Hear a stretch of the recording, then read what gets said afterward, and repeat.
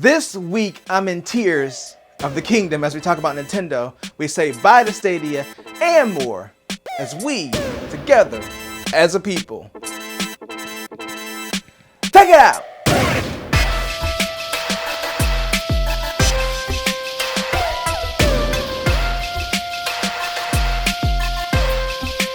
And welcome to another sensational Sunday. I'm Mike, and I'm here to talk about the gaming news, and I'm going to say goodbye to Stadia. Yes, the Stadia shutdown has officially happened as of January 19th, and even though Google refunded purchases, some developers are trying to get players over to other platforms like Bungie with Destiny 2.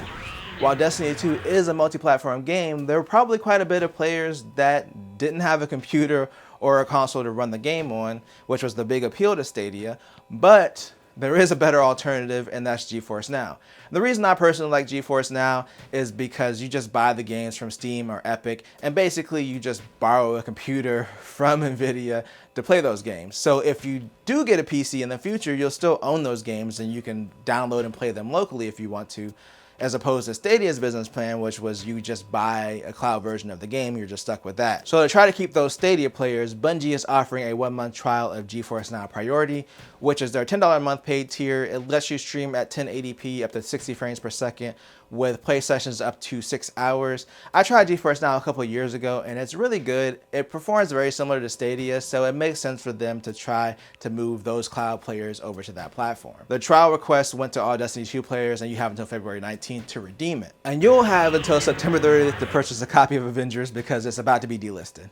Well, I guess I buried the lead with that transition. So yes, Avengers developers Crystal Dynamics have announced that support is coming to an end for Marvel's Avengers, with the final balance update being released on March 31st and support ending on September 30th.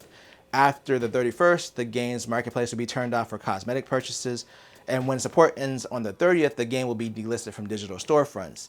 As of right now, they're saying that single and multiplayer will continue to function after it's delisted, but I wouldn't expect the multiplayer to stick around for too long. But yeah, this is really weird. The support part of it makes sense. The game wasn't well received, it didn't meet sales expectations, and it seems like they haven't been able to turn it around.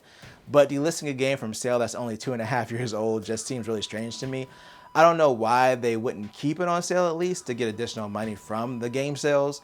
I'm wondering if maybe it has something to do with the licensing agreement with Disney, because yeah, it's just weird for a game to die like this so soon. In fact, it almost has me in tears. Tears of the Kingdom, which we'll be talking about in our final story.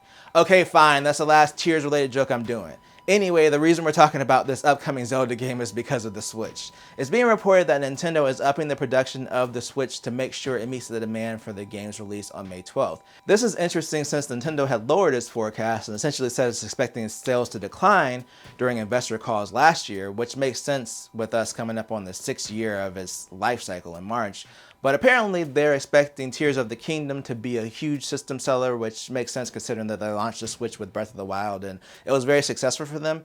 And there is also a rumored limited edition Switch OLED for the game that's leaked, which they've done a lot of limited edition systems for their bigger games, so that tracks. I personally think it'll probably do very well for them and sell a lot of systems. I just think with the system winding down, they don't want a scenario where they can't meet demand and they're missing out on sales by not having systems available.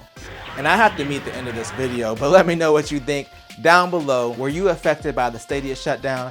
How do you feel about Avengers being delisted? Do you think Tears of the Kingdom will be a system seller at this point in the Switch's life cycle? Again, let me know down below. And if you enjoyed this video, then make sure to tell a friend, tell a coworker, like, share, and subscribe, and hit the bell notification to be notified when I drop videos or live streams. I always do at least 2 things at the same time.